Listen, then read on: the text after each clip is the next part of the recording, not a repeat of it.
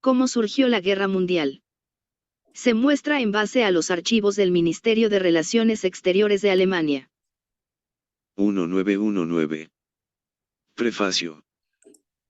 Después de la Revolución del 9 de noviembre de 1918, los representantes del pueblo me pidieron que me incorporara al Foreign Office como subsecretario de Estado.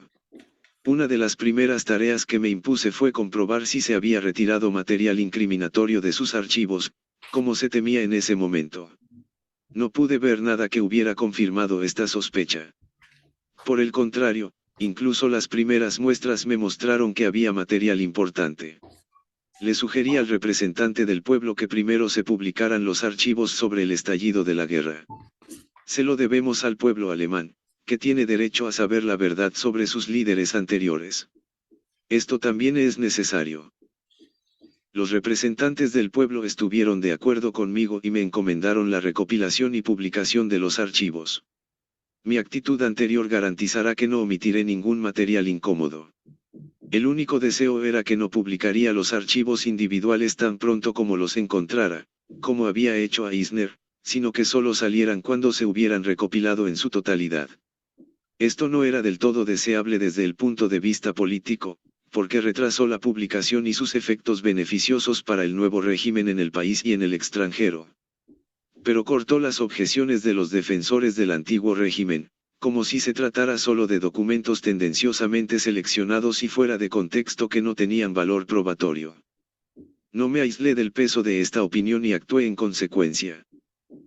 Cuando mis camaradas de partido Barth, Dittmann y Hase renunciaron al gobierno en diciembre, yo también renuncié a mi cargo de subsecretario de Estado, pero me declaré dispuesto a continuar recopilando y publicando los archivos de guerra.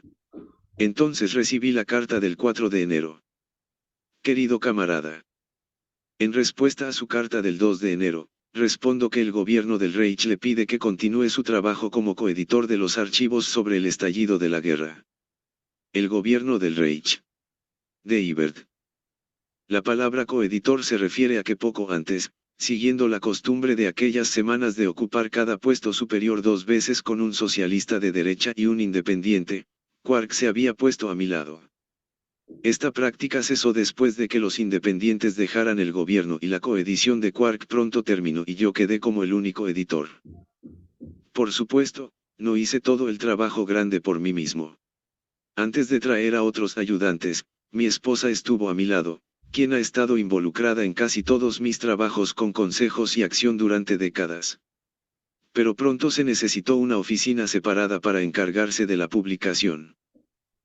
Iba a ser acelerada y yo estaba trabajando junto a ella en el comité de socialización y con el trabajo de escritura.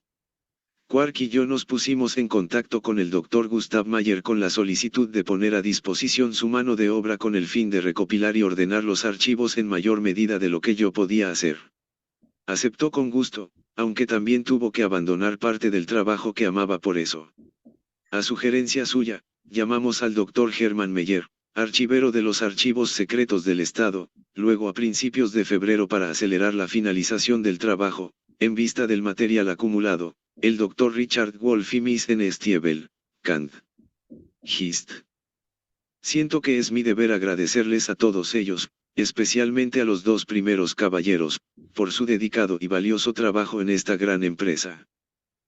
Me permitió informar al conde Brockdorff-Rantzau el 26 de marzo de que la colección estaba prácticamente completa y podía mecanografiarse inmediatamente. Todavía quedaban varias determinaciones por hacer, ya que, por ejemplo, la hora de llegada o envío de cada documento no podía determinarse con precisión sin más. Pero estas y otras adiciones, como registros y similares, aún podrían insertarse durante el movimiento. No se podría dudar más en ir a imprenta si, antes de que comenzaran las negociaciones de paz, se quisiera presentar la evidencia más evidente de que el gobierno alemán, que estaba conduciendo estas negociaciones, no tenía nada en común con el que declaró la guerra. Evidentemente, el gobierno tomó una visión diferente del asunto, pospuso la publicación y en lugar de los documentos publicó un informe sobre el estallido de la guerra en el Libro Blanco de junio de 1919, al que se hace referencia en el presente libro y que es todo menos una ruptura con la política del régimen caído revelada. Mientras mi personal y yo esperábamos la invitación para comenzar a imprimir la colección, continuamos archivando y agregando material. Pero como se desvanecieron las perspectivas de que el gobierno pronto daría permiso para la publicación de los archivos, ya no pude mantener unido a mi personal, que tenía otros deberes urgentes esperándolos. Terminaron su trabajo en los archivos a principios de mayo, pero pude cuente con que regresarán tan pronto como finalmente se dé la orden de impresión. Pero esto aún tardó mucho en llegar, incluso después de que se firmó la paz. Finalmente, a mediados de septiembre, un buen día recibí una llamada telefónica por el tema de los expedientes, no de Foreign Office sino de un periódico, que me preguntaba si era cierto que los señores Mendelssohn, Montgelas y Chukin debían publicar mi colección, y no yo. Solo pude responder que sabía menos sobre eso que el periódico mismo, solo me enteré del hecho por los periódicos. El gobierno había sido realmente tan desleal como para confiar a otros la recopilación de archivos que yo había emprendido y llevado a cabo bajo mi dirección, sin siquiera notificarme. Hasta el día de hoy no me ha quedado claro cuáles fueron los motivos para desembarcarme. El gobierno nunca especificó ninguno. Tanto más su acción despertó tanta mala sangre que se sintió obligada a ceder. El profesor Chukin y el conde Montgelas se pusieron en contacto conmigo a finales de septiembre con la seguridad de que lo que pretendían publicar era exclusivamente mi colección y que no se cambiaría ni una sola línea sin mi consentimiento. También querían darme todas las oportunidades para controlar la presión. Me pidieron que aprobara el problema. Después de eso, los dos señores básicamente solo tenían la tarea de someter mi trabajo a un control, del cual no tenía por qué rehuir, y hacer el trabajo detallado que está necesariamente conectado con la impresión de un trabajo de este tipo y que yo estaba feliz de dejar a ellos. Como no me importa mi personalidad, y mucho más el asunto, no vi razón alguna para ponerme en el rincón malhumorado y accedí a cooperar con la condición de que la impresión se iniciara de inmediato. También me prometieron eso, y así finalmente se publica la colección de documentos del Foreign Office sobre el estallido de la guerra, que se ha vuelto casi legendaria. Durante el trabajo, por supuesto, no me conformaba con alinear un documento tras otro. Era imperativo para mí traer toda la información que la gran masa de casi 900 piezas de archivos me ofrecía en una conexión interna y establecer su conexión con el otro material ya conocido sobre el estallido de la guerra. No lo hice como acusador, sino como un historiador que quiere explorar cómo sucedieron las cosas. Al principio solo emprendí este trabajo para mi propio entendimiento. Un historiador no puede recopilar fuentes sin procesarlas también internamente. Pero cuanto más avanzaba el trabajo, más quería hacerlo no solo para mí, sino también para el público en general, que probablemente tenga menos tiempo y, por lo general, menos oportunidades que yo para estudiar cuidadosamente la enorme cantidad de material con el que trabajar. Así es como este libro se desarrolló gradualmente. Las partes esenciales del mismo han estado listas durante meses, pero he pospuesto repetidamente su publicación, que también requería constantes adiciones y revisiones debido a la aparición de nuevo material, como el libro blanco alemán de junio y las publicaciones del Dr. Valla. Me costó mucha abnegación no sacar mi escrito ante la avalancha de revelaciones sobre la guerra que se ha desatado en los últimos meses. No fue fácil permanecer en silencio cuando tenía tanto que decir. En vista de las constantes dudas del gobierno, me habría sentido justificado al publicar mi libro antes de que decidiera publicar los archivos recopilados durante mucho tiempo. Yo no había trabajado en los archivos del Ministerio de Relaciones Exteriores como funcionario, sino como historiador independiente, ya que había dejado de desempeñarme como subsecretario de Estado. Prueba de ello es el hecho de que no he recibido ningún salario u otra compensación del gobierno desde entonces. Un historiador que utiliza un archivo no es responsable ante ningún superior por el uso que hace de los frutos de su trabajo. Si me quedé callado a pesar de esto, no fue por razones legales, sino por razones políticas. La plena ventaja política que podría tener la publicación de los archivos para la valoración del pueblo alemán por parte de sus opositores solo podía esperarse si la publicación fuera hecha por el gobierno y no contra ellos. Ciertamente habría sido necesario en el último caso, aunque solo fuera por razones de política interna. Pero mientras existiera la posibilidad de que el propio gobierno publicara los archivos, no quería anticiparme publicando mi procesamiento del material. Ahora aparecen y no hay motivo para que espere más. Sin duda, mis puntos de vista serán muy discutidos, no hay un punto de vista de esta guerra que haya recibido la aprobación universal. Y no hay lenguaje más ambiguo y más orientado a la lectura entre líneas, ningún lenguaje capaz de interpretaciones más diversas que el de los diplomáticos, de los que aquí nos ocupamos casi exclusivamente. Solo el emperador no se molesta en usar lenguaje diplomático. No deja nada que desear en términos de claridad. Y sus notas marginales otorgan el raro placer de que la gente llega a ver por una vez a un emperador en calzoncillos. Pero a pesar de toda la astucia diplomática, los documentos austríacos produjeron una visión casi unánime de la culpabilidad del arte estatal austríaco. Para cualquiera que haya logrado evaluarlos correctamente, el lenguaje de los documentos alemanes no dificulta la decisión sobre el arte de gobernar alemán. En vista de la claridad de hoy, era natural la tentación de mostrar cuánto habían engañado al pueblo alemán aquellos que, específicamente desde las filas de los socialistas de derecha, atacaron mi actitud y la de mis amigos con la mayor violencia y formularon las más enérgicas disculpas. Para la política de guerra del gobierno de Wilhelmina había entregado. Tu vista ahora es realmente un desastre.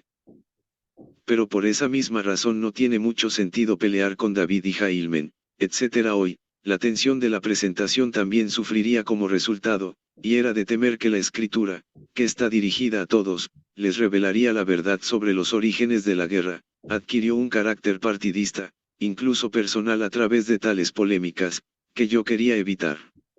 Por lo tanto, solo me he vuelto polémico cuando tenía el interés de aclarar las circunstancias, pero por lo demás evité cualquier recriminación. Sin embargo, estoy preparado para que el presente trabajo me traiga nuevas polémicas. Cualquiera que sea la posición que uno pueda tomar al respecto, uno siempre debe tener una cosa en mente al leer los documentos publicados aquí, dan testimonio de los pensamientos y acciones de los estadistas alemanes, no del pueblo alemán, pero esa es una ofensa que el pueblo alemán comparte con todos los demás pueblos. Hace más de medio siglo, al fundar la Primera Internacional, Marx proclamó en vano el deber de las clases trabajadoras de dominar por sí mismas los misterios del estadista internacional, de supervisar las artimañas diplomáticas de sus gobiernos. Hasta ahora, esto solo ha sucedido de forma muy limitada. La guerra actual, con sus horribles consecuencias, apunta a este deber de las clases trabajadoras más imperiosamente que nunca. Considero el presente trabajo como parte de nuestro cumplimiento del deber. Berlín, 1 de noviembre de 1919. Kautsky. 1. Los culpables. Desde el estallido de la Primera Guerra Mundial, una pregunta ha ocupado la mente de todos: ¿quién trajo esta terrible calamidad sobre nosotros? ¿Qué personas, qué instituciones son los autores? No se trata solo de una cuestión científica para el historiador, es una cuestión eminentemente práctica para el político, cuya respuesta supone una sentencia de muerte para los reconocidos autores, no precisamente física, pero ciertamente política. Las personas e instituciones cuyo poder ha provocado cosas tan terribles deben ser políticamente arrojadas a la muerte, despojadas de todo poder. Pero precisamente porque la cuestión de la autoría de la guerra mundial no es una cuestión académica, sino extremadamente práctica con las más trascendentales consecuencias para la organización de la vida del Estado, los verdaderos culpables intentaron desde el principio cubrir sus huellas. Y han encontrado ayudantes activos en todos aquellos que tienen interés en el poder de las personas e instituciones culpables, aunque no tuvieran nada que ver con la autoría de la guerra. Esto ha hecho que durante mucho tiempo sea muy difícil descubrir la autoría. Por otro lado, sin embargo, la intuición crítica de la otra parte se agudizó nuevamente a través del interés práctico en el asunto, de modo que no pocos tomaron el camino correcto desde el principio. Entonces, gradualmente, la niebla comenzó a disiparse. Hasta que fue completamente destrozado por las publicaciones más recientes de Austria y Alemania de los archivos de las oficinas de relaciones exteriores. Ahora podemos ver con claridad. Pero todavía hay una nube por delante, supuestamente profunda filosofía marxista. Marx enseñó que el curso de la historia no está determinado por personas e instituciones individuales, sino en última instancia por las condiciones económicas. El capitalismo en su forma más alta, la del capital financiero, produce por todas partes el imperialismo, la lucha por la expansión violenta del territorio nacional. Esta gobernaba a todos los estados, todos eran de naturaleza guerrera, y de ella surgió la guerra mundial. Los individuos y las instituciones no son culpables, sino el capitalismo en su conjunto, tienes que luchar contra esto. Esto suena muy radical y, sin embargo, parece muy conservador donde quiera que domine el trabajo práctico. Porque el capitalismo no es más que una abstracción, que se obtiene de la observación de numerosos fenómenos individuales y que es una herramienta indispensable en el intento de explorarlos en sus legítimas conexiones. Pero uno no puede luchar contra una abstracción, excepto teóricamente, pero no práctico. En la práctica, solo podemos combatir las apariencias individuales. El conocimiento teórico del capitalismo no nos absuelve de la necesidad de esta lucha práctica, sino que está allí para promoverla al permitirnos planificar sus detalles y, por lo tanto, hacerla más efectiva. Al mismo tiempo, sigue siendo siempre una lucha contra ciertas instituciones y personas como portadores de ciertas funciones sociales. Desde el punto de vista marxista, a lo sumo se puede decir que el objetivo de la lucha no debe ser el castigo del individuo contra el que se dirige. Todo ser humano es solo el producto de las condiciones en las que crece y vive. Es injusto castigar incluso al peor criminal. La tarea de la sociedad es únicamente hacer que se le prive de la posibilidad de sufrir más daños, que se transforme, si es posible, de un miembro dañino en un miembro útil de la humanidad, y abolir aquellas condiciones que le crearon a él y a él la oportunidad y el poder. Herir. Como marxista, uno tiene que adoptar este punto de vista también hacia los originadores de la guerra mundial. Pero de ninguna manera es marxismo si se quiere desviar la atención de la búsqueda de los culpables señalando la culpa impersonal del capitalismo. Marx y Engels nunca se contentaron con hablar de los efectos perniciosos del capitalismo en general. También se esforzaron mucho por rastrear el trabajo de las instituciones individuales, los partidos y los políticos que los dirigieron, como Palmerston y Napoleón. Hacer lo mismo con los que provocaron la guerra mundial no es solo nuestro derecho sino nuestro deber, y no solo por razones de política exterior sino también interior, por el bien de las personas e instituciones responsables de la terrible ruina, haciendo imposible para siempre el retorno. 2. El aislamiento de Alemania. Ahora se plantea la objeción de que los últimos días antes del estallido de la guerra no son los únicos decisivos para la cuestión de la culpabilidad. Uno tendría que ir más atrás para ver cómo se formaron los opuestos, entonces uno encontraría el imperialismo, luchando por la expansión, en todos los grandes estados, no solo en Alemania. Muy bien, pero esta lucha por la expansión aún no explica la guerra mundial, cuya peculiaridad consiste en el hecho de que todas las grandes potencias y varias pequeñas tomaron parte en ella y el mundo entero se alió contra Alemania. Mostrar por qué sucedió esto es el problema a resolver. La palabra imperialismo no nos lleva a ninguna parte. El surgimiento del imperialismo a fines del siglo XIX y principios del XX se caracteriza por el hecho de que los más diversos grandes estados entraron en conflicto entre sí, Francia primero con Italia y luego con Inglaterra, América con España y también con Inglaterra. E Inglaterra con los Boers, con los que todos simpatizaban, y finalmente Rusia con Japón, detrás de los cuales se situaba Inglaterra. En esa época, Alemania era la más libre de conflictos internacionales, que en ocasiones se convertían en guerras. En 1871, sin embargo, había cometido el gran error de arrancar por la fuerza a los alsacianos y loranes de Francia en contra de su voluntad, arrojándolos así a los brazos de Rusia. La necesidad francesa de venganza, de reunirse con los hermanos esclavizados que habían sido arrancados, comenzó a tomar formas más suaves, tanto más cuanto que las perspectivas de los franceses en una guerra con Alemania se deterioraban constantemente, ya que la población de Francia apenas aumentaba mientras que los alemanes la gente fue creciendo rápidamente se multiplicó y como resultado ganó cada vez más predominio sobre Francia. En 1866 el territorio del posterior Reich alemán tenía 40 millones de habitantes, el de Francia 38 millones. Si Prusia hubiera enfrentado esto sola en 1870, como esperaba, entonces su oponente habría tenido solo 24 millones a su disposición. De ahí el miedo de Francia a una guerra con la todopoderosa Alemania, un miedo que todavía afecta los términos del Tratado de Versalles. De ahí su necesidad de una alianza con Rusia. Debido a la enemistad entre Alemania y Francia, después de 1871 Rusia se sintió árbitro entre los dos y, por lo tanto, dueño de toda la Europa continental. Confiada en esto, Rusia se atrevió a hacer la guerra contra Turquía en 1877, en la que al final solo encontró un obstáculo para explotar su victoria en Inglaterra y Austria. En el Congreso de Berlín de 1878, Bismarck tuvo que decidir entre las dos potencias y Rusia. Se independiza del zar y apoya a Austria e Inglaterra.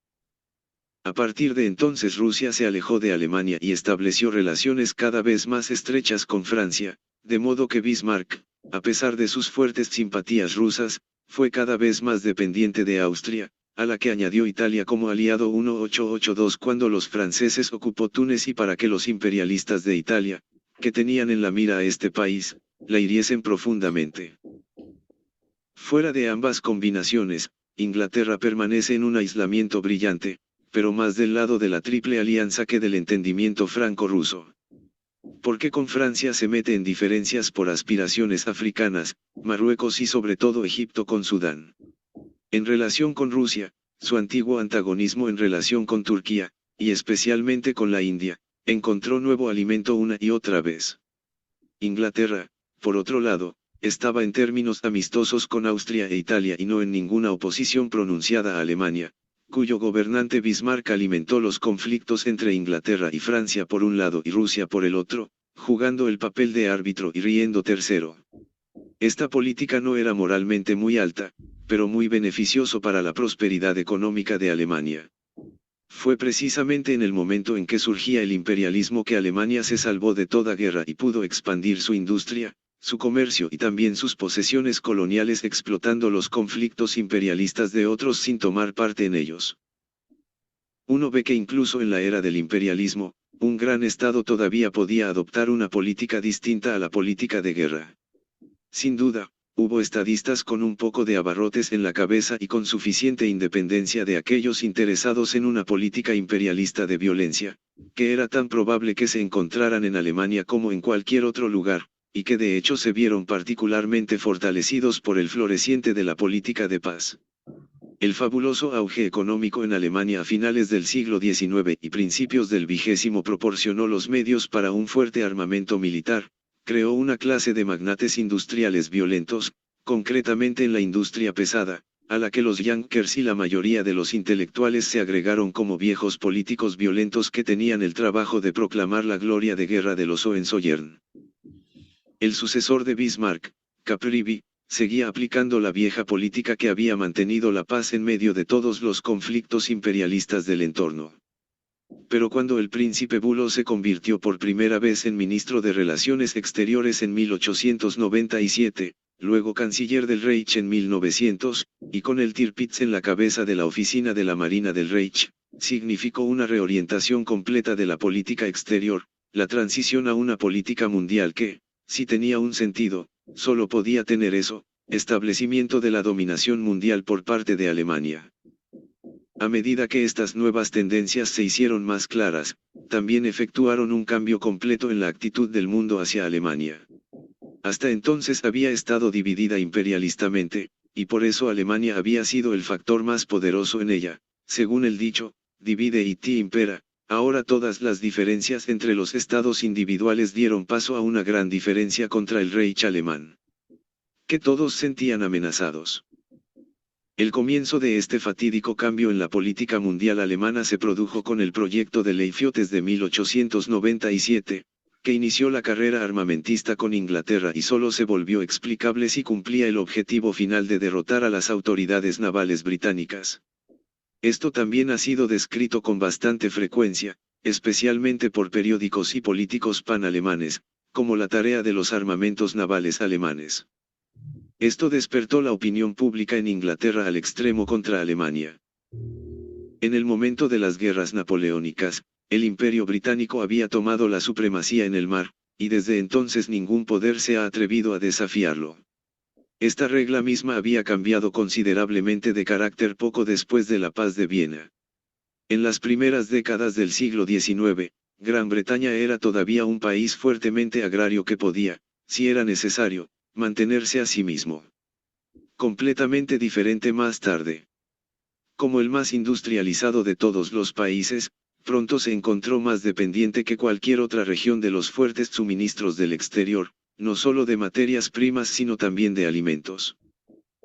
Todavía en 1850 solo en Inglaterra, Gales y Escocia, excluyendo Irlanda, la población rural era tan numerosa como la urbana. En 1911, por otro lado, la población de las ciudades de Inglaterra con Gales era el 78%, y en Escocia el 75% de la población total. En el siglo XVIII, Inglaterra había sido un país exportador de cereales. Incluso a principios del siglo XIX, su producción de trigo era casi suficiente para cubrir las necesidades domésticas. En promedio anual, solo se importaron 400.000 cuartos de trigo en la década de 1811 a 1820. En 1850 se necesitaba un suministro de casi 4 millones, en 1909 10 veces más, con una producción propia de solo 7 millones. Justo antes de la guerra, el 84% del trigo que se consumía en Inglaterra procedía del extranjero. Pero todo este suministro procedía exclusivamente del mar. Es decir, en caso de guerra, Inglaterra moriría de hambre tan pronto como perdiera el dominio del mar. Su dominio de los mares, que a principios del siglo XIX era casi meramente un medio para expandir y asegurar su imperio colonial, es decir, para hablar en términos modernos, al servicio de propósitos imperialistas, se hizo cada vez más indispensable para mantener la independencia del país y imperialista una reivindicación democrática, al menos mientras no fuera posible el desarme general y la abolición de las guerras objetivos pacifistas, que, precisamente por la situación de peligro del país, por la guerra, eran muy populares entre la mayoría de la población inglesa, no solo socialistas sino también se hicieron populares los liberales. Esto permitió a Inglaterra asegurarse de que durante todo el siglo XIX ningún estado amenazara con amenazar su supremacía en el mar. Solo Alemania inició la política de amenazas a fines del siglo XIX, cuando los intereses vitales de Inglaterra exigían que gobernara con mucha más decisión que en la época de Napoleón, y cualquiera que conozca Inglaterra y los ingleses debe saber que la política alemana de armamentos navales solo fue suficiente, siempre para hacer accesibles a numerosos sectores de la población de Inglaterra la idea de conseguir que Alemania detuviera estos armamentos a cualquier precio, si no hubiera otra manera, mediante una guerra que, gracias a la política alemana anterior, también trajo a Francia y Rusia a la escena como amenazas de los opositores de Alemania. Señor V. Billow, quien inauguró esta fatídica política, admite que amenazó a Alemania con la guerra. En su libro sobre la política alemana, publicado en 1916, escribe: durante los primeros 10 años después de la introducción del proyecto de ley naval de 1897 y el comienzo de nuestra construcción naval, una política inglesa extremadamente resuelta habría sido capaz de usar la fuerza para detener el desarrollo de Alemania como potencia marítima sin más preámbulos, para volvernos inofensivos, antes de que nuestras garras crecieran en el mar. Y en el 18º mes de la guerra, el Frankfurter Zeitung afirmó que cuando estalló la guerra, Inglaterra tuvo que hacer la percepción sombría de que, a pesar de todos los planes para el cerco, había perdido el derecho momento en el que tuvo los temidos competidores podría haber hecho pequeño. Página 40. De modo que la política naval se emprendió a riesgo de incitar a Inglaterra a la guerra contra Alemania. Si tal cosa no sucedió, no fue culpa de la política alemana, sino de la reticencia de Inglaterra, que prefirió su supuesto cerco a la represión violenta del enemigo amenazante a través de la guerra, es decir, la promoción de su aislamiento, lo que resultado de la política mundial de Alemania. Los efectos desastrosos de la insensata y provocativa política naval de Alemania se intensificaron aún más por su obstinado sabotaje de todos los intentos de llegar a un acuerdo internacional sobre una restricción general de armamentos de guerra y resolver conflictos internacionales pacíficamente a través de tribunales arbitrales. Esto ya fue evidente en la primera conferencia de La Haya en 1899, que abordó estos objetivos. especialmente en los días de la Conferencia de La Haya, el emperador alemán pronunció su discurso de Wiesbaden, en el que declaró una espada afilada como la mejor garantía de paz.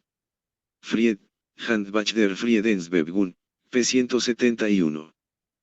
En esta conferencia, el delegado alemán ni siquiera pudo ser persuadido para aceptar el arbitraje obligatorio, al menos para reclamos de compensación y disputas legales. Incluso esta leve limitación de los conflictos internacionales a través de la violencia fracasó debido a la resistencia de Alemania, que luego rechazó todos los intentos de limitar los armamentos. No es de extrañar que Alemania fuera cada vez más odiada en el mundo, no solo por los imperialistas que eran rivales del poder alemán, sino también por los defensores de la paz internacional y la libertad entre los pueblos.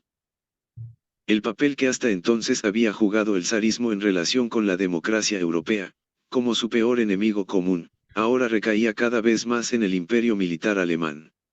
Difícilmente sería posible una política más insensata. Tenía que ser condenado, no solo desde el punto de vista del socialismo internacional, sino incluso desde el punto de vista de un imperialismo que contaba con el equilibrio de poder existente. Una política imperialista alemana razonable en ningún caso debe ser tal que suscite simultáneamente la enemistad de las dos potencias decisivas en Europa junto a Alemania, Inglaterra y Rusia. O tenía que ganarse el apoyo de Inglaterra para lograr sus objetivos frente a Rusia y Francia, que era su aliado, lo que significaba ante todo renunciar a la carrera armamentista naval. Esto tendría, por supuesto, no habría sido una verdadera política imperialista en el corazón de los industriales pesados, los monopolistas y los militaristas. Su principal preocupación era la expansión a expensas de Inglaterra, pero luego había que llegar a un acuerdo con Rusia. Una Alemania aliada con Rusia y, por lo tanto, más segura contra la amenaza francesa podría haber emprendido fácilmente la carrera naval con Inglaterra. En caso de guerra, los ingleses no podrían hacerle nada grave, podrían ocupar sus colonias y cortar su comercio marítimo, pero no matar de hambre a Alemania. Inglaterra, por otro lado, pudo, con la ayuda de Rusia, provocar el colapso de los cimientos de la posición de Inglaterra en el mundo y lograr lo que Napoleón intentó en vano de otras maneras, ocupar Egipto y avanzar hacia la India. Por otro lado, era francamente loco no luchar por este objetivo de derrotar a Inglaterra en unión con Rusia, sino en guerra con Rusia, con Francia, con el mundo entero. 3 provocaciones alemanas. Al principio, por supuesto, la política alemana todavía no significaba la guerra de Alemania contra el mundo entero, pero sí significaba el peligro de tal guerra. Cuanto más fuerte era el cerco, cuanto mayor era la elevación de Alemania, tanto más urgentemente exigía su propio interés que se abstuviera de cualquier provocación que pudiera involucrarla en una guerra. Un marxista que afirma que el imperialismo trajo la guerra en cualquier caso, cualquiera que sea la política alemana, recuerda al defensor de los niños estúpidos que se divertían arrojando fósforos encendidos a un polvorín. Los muchachos, se disculpa el abogado defensor, no tuvieron la culpa de la explosión destructiva que siguió a sus actividades, el culpable es la presencia de la pólvora en el cañón. Si hubiera habido agua en él, no podría haber pasado nada. Es correcto. Solo en nuestro caso los jóvenes sabían que había pólvora en el cañón, eso sí, ellos mismos habían llevado una parte considerable. Se puede decir que cuanto mayor era su aislamiento y más amenazante el peligro de la guerra mundial, más numerosas se hicieron las provocaciones de Alemania. El creciente peligro aumentó la exasperación de ambos lados, tanto en el extranjero como en Alemania, dio un nuevo impulso para aumentar los armamentos y así fortalecer los elementos militares.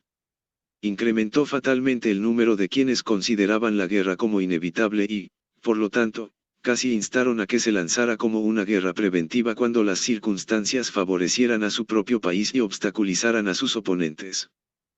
En Alemania, sin embargo, la confianza en su poder también creció con el armamento de guerra, y en muchos círculos se hizo sentir una verdadera megalomanía, que se basó en la historia de la guerra prusiana, que durante un siglo y medio, con la excepción de Jena, había registrado casi exclusivamente victorias. Los círculos panalemanes en particular no pudieron hacer lo suficiente con declaraciones provocativas. adquirieron una gran importancia porque los círculos pangermanistas representaban la parte más decisiva precisamente de aquellas capas sociales que dominaban Alemania y de las que surgía su gobierno. El mal se intensificó aún más por la personalidad del emperador, que pensaba militarmente de cabo a rabo, siendo superficial y excesivamente vanidoso, aficionado a los efectos teatrales, y no rehuía los gestos y discursos más provocativos si pensaba impresionar a aquellos a su alrededor con ellos. Ya hemos visto que en los días de la primera conferencia de paz de La Haya declaró que una espada afilada, frente al arbitraje y al desarme, era la mejor garantía de paz. Un año después, proclamó los siguientes hermosos principios de guerra a las tropas que se trasladaron a China en Bremerhaven el 27 de julio de 1900. No se concederá el perdón. No se toman prisioneros. Así como los hunos se hicieron un nombre hace 1000 años bajo su rey Etzel, que el nombre de los alemanes se use en China durante 1000 años de tal manera que un chino nunca más se atreva a mirar con recelo en un alemán. Cuando más tarde en la Guerra Mundial, la forma de hacer la guerra alemana se remonta a un sistema de crueldad ideado a sangre fría, que les valió a los alemanes el nombre de hunos, el pueblo alemán puede agradecérselo a su Kaiser. Si bien tales declaraciones despertaron el disgusto del pueblo alemán en todas las personas de pensamiento humano, Wilhelm no tuvo escrúpulos en declarar una enemistad con los imperialistas en el extranjero. Todo comenzó con el telegrama al presidente Borch-Krüger en 1896, en el que Wilhelm aseguraba abiertamente su amistad al comienzo del conflicto entre Inglaterra y los Boers. Poco después, en 1898, se autoproclamó patrón de los 300 millones de maometanos del mundo. Esto se aplicaba a los de Argel, gobernados por Francia, así como a los que vivían bajo el dominio inglés en Egipto e India, a los maometanos en Rusia y a los maometanos en Turquía que estaban amenazados por este estado. Fue solo una continuación de esta política provocadora cuando Francia comenzó a interesarse por Marruecos, prometió al sultán de Marruecos su protección en Tánger en 1905 contra cualquiera que amenazara su independencia, y más tarde, en 1911, también en el mismo tema de repente envió un buque de guerra frente al puerto marroquí de Agadir. En ambos casos se puso en entredicho la paz mundial. Las cosas no mejoraron por el hecho de que cada vez que la amenaza tenía que llevarse a cabo, Wilhelm perdía el coraje y abandonaba a aquellos a quienes había asegurado su protección. Así el sultán de Marruecos y sobre todo indignó a los Boers. Eso solo sirvió para añadir odio al desprecio. En estos conflictos, eran los imperialistas de ambos lados los que se oponían entre sí. En la lucha de la Gran Inglaterra contra las pequeñas repúblicas Boers, la opinión pública de todo el mundo civilizado se había puesto unánimemente del lado de los pequeños y débiles. En los conflictos marroquíes, los trabajadores de Alemania y de Francia se habían opuesto a sus gobiernos de completo acuerdo y habían contribuido así no poco a la preservación de la amenazada paz mundial. Esta actitud del proletariado socialista suavizó un poco la naturaleza impredecible, errática y provocadora de la política mundial alemana. 4. Austria. El gobierno de Alemania, sin embargo, no se contentó con hacer cosas estúpidas por su cuenta, también se sintió obligado a encubrir las estupideces de la política austriaca, que también amenazaba con iniciar una guerra mundial, pero no por objetivos de ultramar, sino por la independencia de los propios estados europeos que estaban directamente amenazados por Austria. A través de su política mundial, Alemania había logrado que casi no tuviera amigos entre los estados independientes y viables de Europa. Incluso la relación con el aliado Italia se había vuelto bastante fría. Solo 2 estados siguieron siendo amigos cercanos de él, 2 estados que habían perdido su vitalidad y solo podían defenderse con una ayuda fuerte del exterior, Austria y Turquía. El estado de los Habsburgo, así como el del sultán de Constantinopla, eran cada uno un estado de nacionalidad que no se mantenía unido por los intereses comunes de sus nacionalidades, no por la superioridad en la prosperidad y la libertad, sino solo por la coerción militar. Este tipo de estado de nacionalidad se volvió cada vez más incompatible con la democracia moderna. Austria y Turquía, al menos las europeas, estaban por tanto irremediablemente condenadas.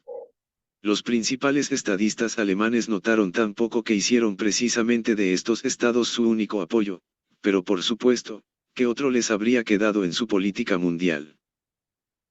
Estos dos estados estaban en oposición tradicional a Rusia, que aspiraba a acceder al mar Mediterráneo, a Constantinopla, pero que había experimentado repetidamente que no podía llegar allí directamente. Por lo tanto, decidió tomar el desvío de dividir Turquía en una serie de pequeños estados-nación independientes que esperaba acercarían mucho al pueblo ruso a través de su religión y, en el caso de los serbios y búlgaros, también a través de su lengua, serían estados vasallos del Tsardom.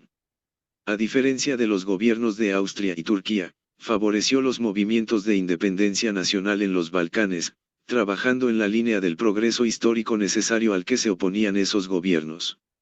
El mismo monarca, maldecido por sus propios súbditos como verdugo y zar de sangre, fue acogido en los Balcanes como un zar libertador.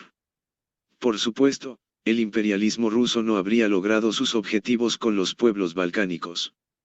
Cuanto más crecía su poder y su independencia del sultán, más independientes tenían que volverse en relación con el zar, se sentían atraídos por él solo mientras necesitaban su protección, mientras su independencia se vio amenazada desde otros sectores. Este otro lado se convirtió cada vez más en Austria en las últimas décadas antes de la guerra. En vista de los crecientes movimientos nacionales de rumanos y eslavos del sur en su propio país, que estaban particularmente oprimidos por la clase dominante magiar, los líderes de la monarquía austrohúngara consideraban que una Serbia y Rumania fuertes en sus fronteras eran extremadamente peligrosas. No menos una espina en el costado de los agrarios de la monarquía, de nuevo principalmente los húngaros, las regiones de exportación agraria de Serbia y Rumania, y finalmente fueron los imperialistas, militares, burócratas, capitalistas de Austria quienes querían controlar el camino a Salónica. Para quienes la existencia de una Serbia independiente se presentaba como un obstáculo que debían querer eliminar. Si los estadistas austríacos pensaron que debían aplastar a Serbia para poner fin a las intrigas rusas en los Balcanes, la verdad fue exactamente lo contrario. Fue precisamente a través de su hostilidad hacia Serbia que los austríacos primero fortalecieron la influencia rusa allí. Para eliminarlo, los líderes de Austria tuvieron que seguir una política de acomodamiento hacia los serbios y rumanos en casa y hacia los estados vecinos de Serbia y Rumania. Tal procedimiento era imposible para los gobernantes de Austria-Hungría. Para salvar al Estado de esta manera habrían tenido que actuar en contra de sus propios intereses del momento. Si la oposición democrático-nacional y proletaria en el Estado austríaco no pudo derrocar a esos gobernantes, entonces estaba perdido, al igual que Turquía, y perdidos aquellos que se aliaron con este Estado para bien o para mal.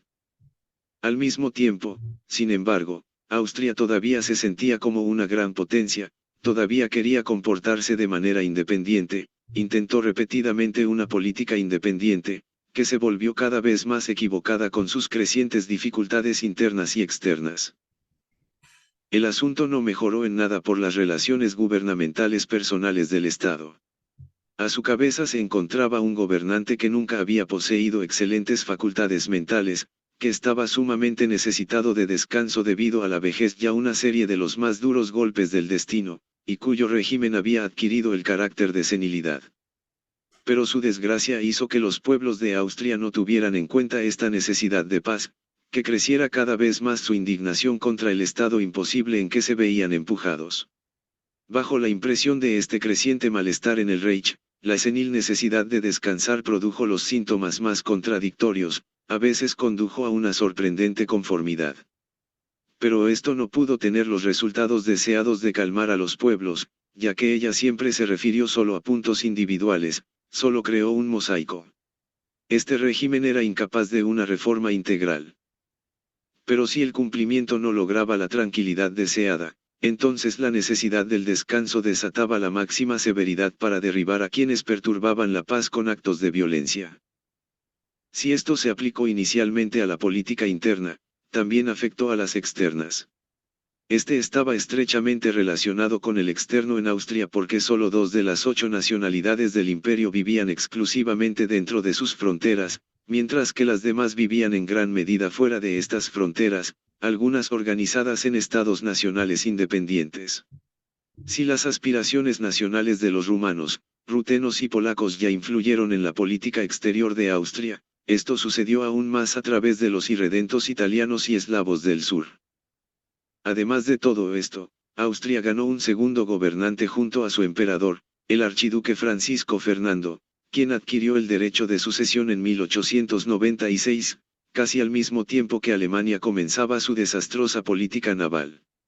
Las tendencias imperialistas, que en ese momento se apoderaron de todos los estados más grandes, también comenzaron a agitarse en Austria. Sin embargo, no podían elegir objetos en el extranjero. El imperialismo austríaco, al igual que el de Rusia, se esforzó por expandirse ampliando sus fronteras y podía hacerlo mejor en el sur, accediendo a Salónica, lo que requería la conversión de Albania y Serbia en una colonia austríaca. Lo que ningún estado de Europa se ha atrevido desde 1871, desde la anexión de Alsacia-Lorena, a anexar por la fuerza a una población políticamente independiente contra su voluntad. Austria, débil en la vejez pero ciertamente grande, lo ha querido conseguir maltratando sistemáticamente a la joven Serbia. Y fuerte pero pequeño.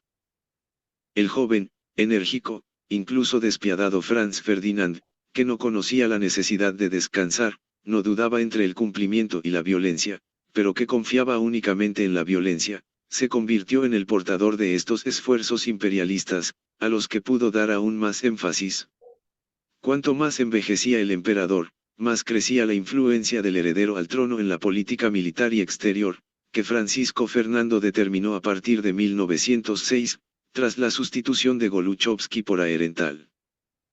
Temerarios ignorantes, Franz Ferdinand y sus herramientas no rehuyeron las peores provocaciones, a pesar de que al hacerlo desafiaban a Rusia, el protector de Serbia, y por lo tanto ponían en peligro la paz mundial.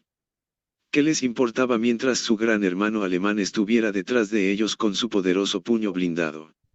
Y los apoyó porque su propia posición en el mundo se vería amenazada si la única fuerza militar de alguna importancia con la que podía contar declinaba en fuerza o reputación. 5. Las crisis de los Balcanes. La primera de las frívolas amenazas a la paz mundial por parte de Austria ocurrió en el otoño de 1908, cuando Austria anexó innecesariamente Bosnia y Herzegovina, las áreas que había estado administrando para Turquía desde 1878, con una desvergonzada ruptura del contrato con Turquía y una flagrante violación de sentimiento nacional de los eslavos del sur, quienes deben haber estado extremadamente amargados por el trato de los bosnios como simples posesiones que podían ser intercambiadas o robadas a voluntad. El peligro de una guerra mundial se conjuró en ese momento porque Rusia se vio empujada hacia atrás en los Balcanes si no recibía una compensación. Pero la audaz ruptura del Tratado de 1878 también provocó las más vivas protestas de los demás estados de Europa, especialmente Inglaterra. Austria debería haber cedido. Esta actitud sentó las bases para la guerra mundial posterior, pero los políticos alemanes continuaron defendiéndola durante la misma, aunque antes del colapso. En su ya citado libro sobre la política alemana, el príncipe Bülow se jacta de su responsabilidad en ese momento. En mis discursos en el Reichstag y en mis instrucciones a nuestros representantes en el extranjero, no dejé ninguna duda de que Alemania estaba decidida a permanecer leal a los Nibelungos y a aferrarse a la alianza con Austria-Hungría en todas las circunstancias. La espada alemana fue arrojada a la balanza de la decisión europea, directamente por nuestro aliado austrohúngaro, indirectamente por la preservación de la paz europea y sobre todo y principalmente por la reputación alemana y la posición mundial alemana, p. 60. Así que esa fue la forma en que el antiguo régimen trató de mantener la paz, vio su tarea no en evitar las provocaciones frívolas de su aliado, sino en poner la espada alemana en la balanza para ello. Y al hacerlo, como si aprobara el incumplimiento del contrato, creía que estaba trabajando por la reputación alemana en el mundo. Hagen se expresa incluso con más entusiasmo en su folleto sobre las líneas generales de la política mundial, que apareció el mismo año que el libro de Bülow. Es una ventaja invaluable para el fortalecimiento de la alianza mutua que la anexión de Bosnia y Herzegovina pronto desate una incitación internacional tan violenta no solo contra Austria-Hungría sino también contra Alemania.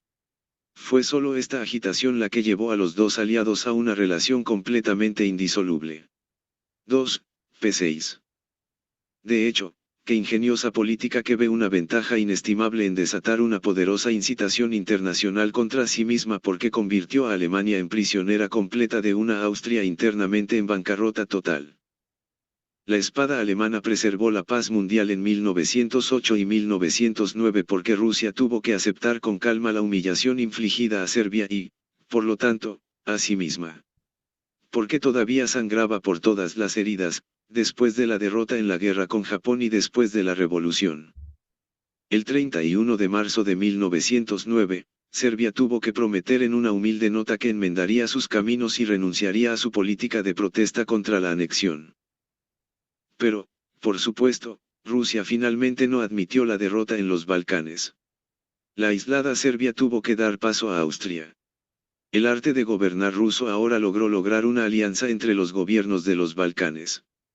Una federación de los pueblos balcánicos en una república común había sido la demanda de los socialistas eslavos del sur durante años, que ofrecía la mejor posibilidad de asegurar la mayor independencia para los pueblos balcánicos de Turquía y Austria, así como de Rusia. Por supuesto, la política rusa no estaba interesada en lo más mínimo en la creación de tal estructura. De lo contrario, como suele ser el caso, también esta vez supo cómo usar para sí misma el poder que brota de una idea que trabaja en la dirección del desarrollo necesario. Creó una liga no de los pueblos balcánicos, sino de los príncipes balcánicos, con el objetivo de dominación para acabar con los turcos en Europa. En octubre de 1912 los aliados Serbia, Bulgaria, Grecia y Montenegro entraron en guerra contra Turquía. Turquía fue fácilmente derrotada y las potencias de Europa se resignaron a que los vencedores se repartieran el botín entre ellos bajo el lema, los Balcanes pueblos balcánicos. Entonces, a pesar del ángulo climático del sureste, la paz mundial parece estar preservada. Luego, Austria vuelve a entrar en escena y la pone en peligro al patear nuevamente a la odiada Serbia y obligarla a renunciar al acceso al mar Adriático por el que ha luchado. Esta vez será más grave que 1908. Tanto Austria como Rusia se movilizan en febrero de 1913. Pero la movilización solo significa preparación para la guerra, no la guerra en sí misma. Inglaterra media y Rusia vuelve a ceder. Por lo que la movilización se retira nuevamente en marzo. La paz permanece. Pero a expensas de Serbia y por tanto de su protectora Rusia. Serbia debe ceder el acceso al mar Adriático. De esta manera se ha creado una tensión nueva y peligrosa. Serbia está tratando de mantenerse inofensiva a expensas de Bulgaria en Macedonia. Encuentra aliados en Grecia y Rumanía. Su acción combinada logra derrocar y reducir a Bulgaria. Pero esta vez también se preservará la paz mundial. Europa tiene cuidado de no intervenir. El 10 de agosto de 1913 se firmó la paz de Bucarest. Uno espera que los Balcanes ahora descansen y que la paz en el mundo esté asegurada por mucho tiempo, solo un año antes del comienzo de la Guerra Mundial.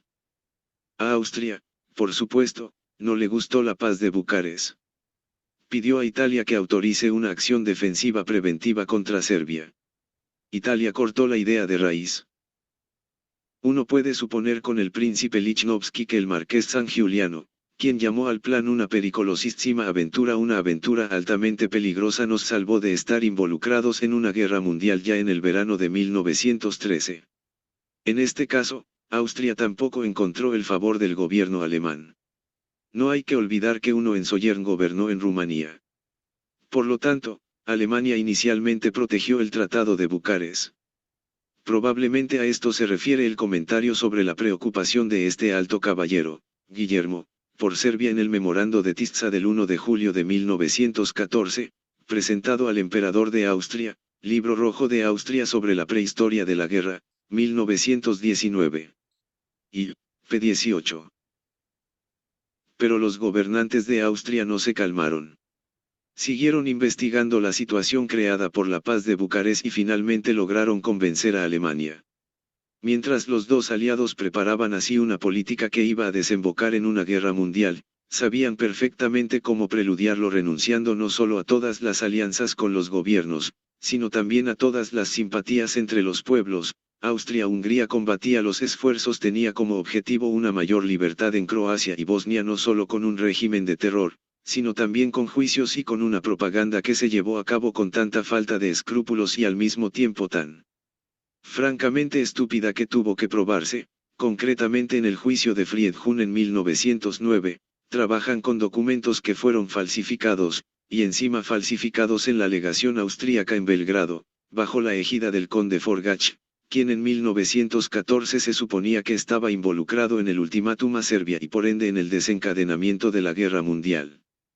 Pero peor aún fueron las conquistas morales que Alemania hizo en el mundo inmediatamente antes de la guerra a través del asunto Sabern de noviembre de 1913, que demostró claramente que en el Reich alemán la población civil estaba fuera de la ley en relación con los militares y estos últimos dominaban por completo el poder. Gobierno civil. Alrededor del cambio de siglo, el asunto Dreyfus había demostrado que el militarismo francés también logró cosas excelentes en términos de falta de escrúpulos y arrogancia. Pero este asunto terminó después de una dura lucha con la victoria del gobierno civil, mientras que en Alemania el asunto Sabern terminó con la sumisión de las autoridades civiles. Además, este asunto tuvo el efecto de reabrir la herida de Alsacia-Lorena en Francia, que había comenzado a sanar. Así Alemania y Austria se acercaron a la guerra mundial, cargadas con la reputación mundial de mentira, falsificación, violencia, la dictadura del sable y la anarquía de las provincias anexionadas. 6. La situación antes de la guerra. Los defensores del antiguo régimen creen que al examinar la cuestión de la culpabilidad uno debe mirar no solo las últimas semanas antes de la guerra sino también los años anteriores. Como puede ver, esto no mejora su posición de ninguna manera. Durante años antes de la guerra mundial, la política de las potencias centrales fue tal que la paz mundial no se mantuvo a través de ellas sino a pesar de ellas. Esta política tomó primero formas definidas bajo la dirección de Bülow, fue continuada por Bethmann Hollweg, bajo quien condujo a la catástrofe. Queda por examinar en qué medida estas madres actuaron como fuerza motriz, en qué medida como meros secuaces de su amo, quien a su vez era empujado por su entorno, por mucho que pudiera imaginar que empujaba a toda la inmensa masa del imperio. Esta conexión particular no se anula con una referencia a las tendencias imperialistas generales de la época, que eran evidentes en todos los estados. Por otro lado, sin embargo, no se debe extender esta conexión específica a una generalización del tipo. Las tendencias imperialistas se pueden encontrar en todos los gobiernos capitalistas de las grandes potencias. Que induzcan a uno u otro de estos gobiernos a iniciar una guerra depende de la oportunidad, de la situación internacional, de los medios de poder, tanto propios como de sus aliados, y no menos importante también de la situación interna, especialmente de la fuerza política y independencia de la clase obrera. No siempre fueron Alemania y Austria los que pusieron en peligro la paz mundial. En 1902 publiqué un folleto sobre la revolución social. Allí noté: la única garantía de paz hoy está en el miedo al proletariado revolucionario. Queda por ver cuánto tiempo será capaz de resistir las crecientes causas de conflicto. Y hay una serie de poderes que aún no temen a un proletariado revolucionario independiente, y algunos de ellos están completamente gobernados por una camarilla brutal y despiadada de hombres de las altas finanzas. Estos poderes, hasta ahora insignificantes o amantes de la paz en la política internacional, ahora están emergiendo cada vez más como alborotadores internacionales. Estados Unidos en particular, así como Inglaterra y Japón. Rusia solía estar en la parte superior de la lista de alborotadores internacionales, y su heroico proletariado la ha derrocado instantáneamente. Pero al igual que la arrogancia de un régimen internamente desenfrenado que no teme a ninguna clase revolucionaria detrás, la desesperación de un régimen tambaleante puede desencadenar una guerra, como lo hizo Napoleón III en 1870. Fue y puede ser todavía el caso de Nicolás II. El mayor peligro para la paz mundial hoy proviene de estas potencias y sus diferencias, y no de la que existe entre Alemania y Francia, entre Austria e Italia, y p. 53.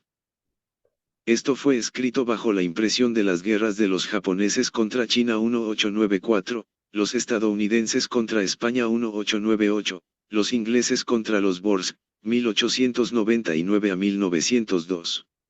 Y la guerra entre Rusia y Japón ya se estaba preparando. Es cierto que la nueva política mundial alemana ya se había iniciado, pero aún no mostraba su peligro. Pero en ediciones posteriores de mi obra borré el pasaje citado aquí, porque mientras tanto la política alemana producía sus consecuencias, y a medida que éstas se hicieron más evidentes, los primeros alborotadores internacionales dejaron de actuar como tales y las potencias centrales renunciaron en su lugar.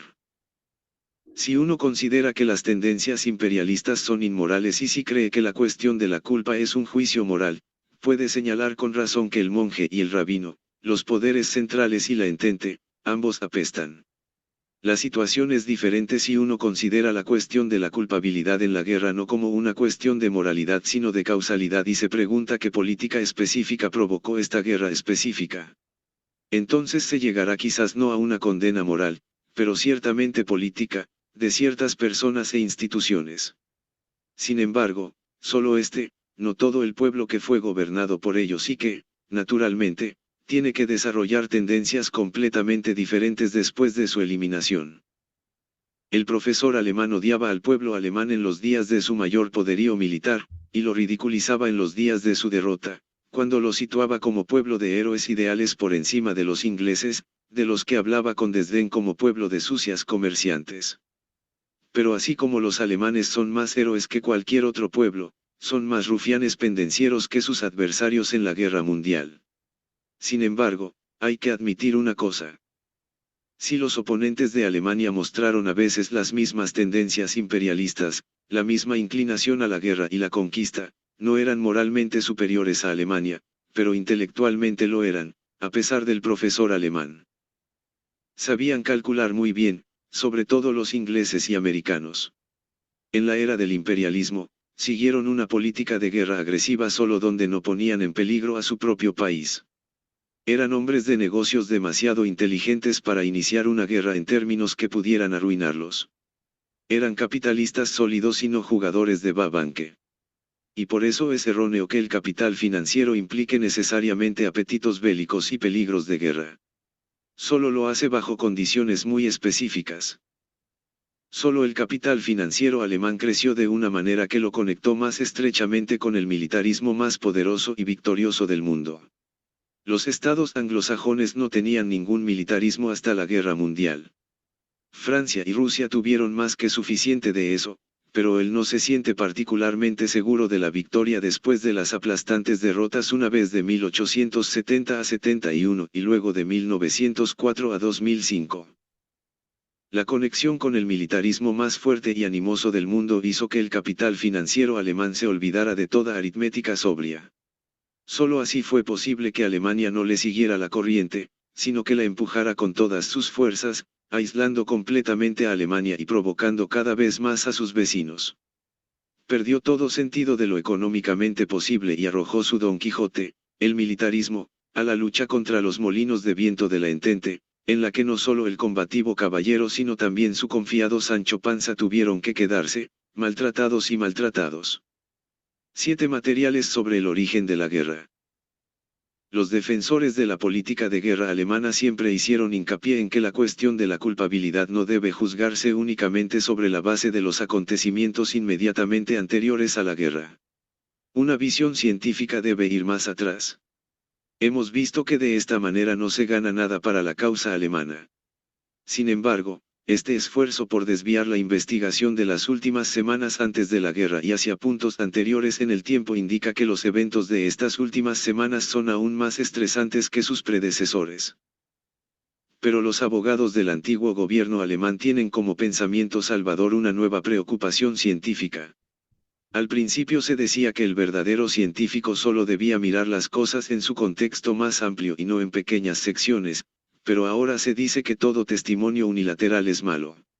Mientras todos los archivos secretos de todas las naciones no estén abiertos y todos los estadistas involucrados no hayan sido escuchados como testigos, es absolutamente imposible tener una opinión sobre el origen de la guerra.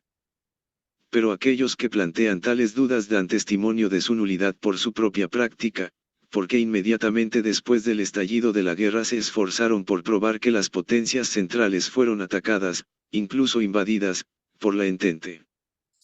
Innegablemente tenían razón en una cosa, el mundo no puede esperar antes de una guerra hasta que esté disponible toda la evidencia posible de su origen. Todo político debe responder a una guerra de acuerdo con el material de que dispone. Debe esforzarse por hacerlo lo más completo posible, nunca estará completo. Ni para el político del presente ni tampoco para el historiador de una época posterior. Puede que tenga acceso a algunos archivos secretos que actualmente siguen cerrados, pero ha perdido muchos testimonios que sus contemporáneos pudieron aportar y que no pusieron por escrito. Si uno no puede saberlo todo, si todo el conocimiento es solo fragmentario, sería una tontería negarle a la humanidad lo que uno sabe. Sí, el disparate puede convertirse en uno de esos errores políticos peores que un crimen si la retención del material tiene por objeto encubrir un sistema peligroso para la nación y la humanidad, para impedir que se esclarezca su funcionamiento.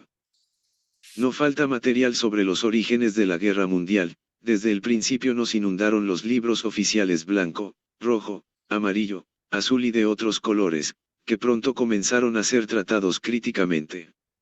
Ya en la primavera de 1915 apareció J.Q.C. de Greyin, que luego continuó con su obra en 3 volúmenes El crimen. Con gran perspicacia ya ha conseguido ir por buen camino en puntos muy importantes. El memorándum del príncipe Lichnowsky de agosto de 1916, que no estaba destinado al público pero cayó en manos de pacifistas que pronto le dieron una amplia distribución clandestina, se volvió particularmente importante. Además, se tomaron en consideración las publicaciones del señor Moulon. Cualquiera que todavía no vio claramente después de eso tuvo que tener la estrella pinchada después de la Revolución de Noviembre por la publicación de Eisner del informe de la Embajada de Baviera en Berlín el 18 de julio de 1914. Es el efecto lo que cuenta, que como historiador que es preocupado por la integridad e integridad de su fuente. Publicó el informe solo en extractos y omitió pasajes en los que uno quería leer el amor por la paz del gobierno alemán. Veremos cómo debe evaluarse el amor a la paz que se supone expresado en los pasajes omitidos. Luego, las publicaciones austríacas y alemanas de las oficinas de relaciones exteriores, Red and White Books, proporcionaron nuevo material. El libro rojo austríaco de 1914 Diplomatische Aktenstake zur Borgeschichte des Wars, Viena 1919, citado anteriormente, denominado brevemente a continuación como el Libro Rojo de 1919, ofrece información extremadamente importante sobre la cuestión de la autoría de la guerra. Por otro lado, el procesamiento de este material por parte del Dr. Roderich Goos se lee simultáneamente con el primer volumen del citado Libro Rojo bajo el título, El Gabinete de Viena y el surgimiento de la Guerra Mundial apareció en Viena.